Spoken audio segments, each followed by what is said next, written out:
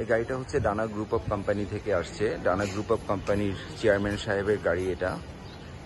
তো এটা স্পেশালি এটার সাসপেনশনে কিছু সাউন্ড করছে, ব্যাড নয়েজ যেটাকে বলা হয়, ওইটার কারণে এটার সাসপেনশনটা চেক করছি এখানে।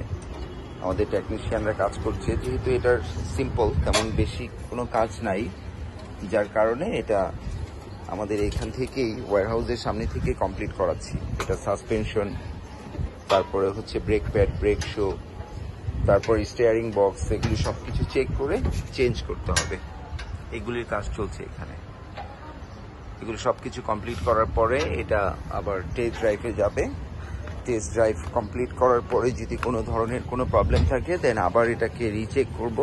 আর যদি প্রবলেম না থাকে তাহলে আমরা ডেলিভারি দিয়ে দিব। খুব সম্ভবত আশা করছি এটা আমাদের ওয়ার্কশপে নিয়ে যাওয়ার প্রয়োজন হবে না, আমাদের ওয়্যারহাউসের সামনে এটাকে কমপ্লিট করতে পারবো, কারণ তত বড় ধরনের তেমন কোনো কাজ নাই সেই জন্য।